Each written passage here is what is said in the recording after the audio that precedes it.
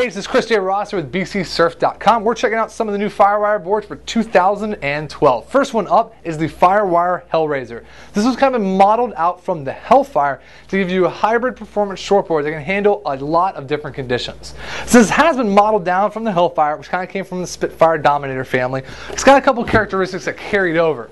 The first and most noticeable one is the step-down rails on this board. These rails kind of thin out drastically as you get closer and closer towards the edge with a big drop down. What this does is give you a really thin rail line towards that tail so you can sink it in the way for maneuvers. It keeps the board pretty responsive, but maintains a good amount of foam, so you get a good amount of paddling through the board. And you also get a good amount of float, but you still make it nice and responsive and can dig that rail in.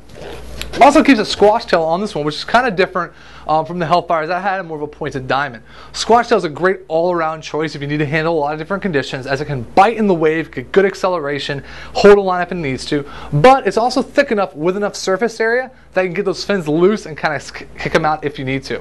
Standard on the HELLFIRE as well is this nice 5-pin setup, and I love this setup. It allows you to custom tailor your ride to fit the conditions and really give you the best possible ride out there.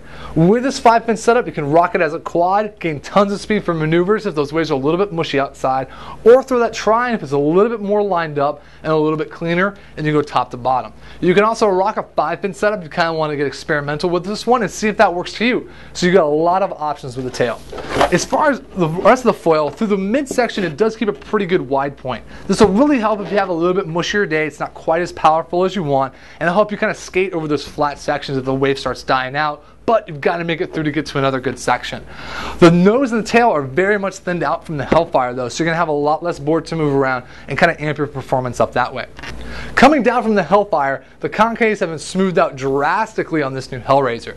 You still have that triple concave working, single concave through most of the board to kind of let you fly on sections, and a double concave on the back when you crank that tail back to give you a little bit more increased rocker and also shove that water through the fins. It allows you to get a little bit loose with the board, but it'll give you kind of that traditional shortboard feel, so you'll be able to handle a lot more performance waves. This board's really solid for a lot of different conditions, mostly in the 3 to 6 foot, maybe a little bit over that range. If you've got a solid waist-high wave plus that you're going to be surfing a lot, definitely worth checking out. If you're going to be a little under that, maybe a weak knee-thigh-high range, but you still want to be rocking a shortboard, I recommend checking out the Dominator or the Spitfire in that situation, as those boards are a little bit less rocker, be more tailored to that situation. However, if you need a board for a lot of different conditions, a lot of different waves, you just kind of want to rock that one board, the Hellrazor comes pretty close to knocking those out and will excel in a lot of those different conditions. Check out this little chart that's going to have all the different sizes and technologies and the volumes available, so you can check it out and make a good choice on what board to grab.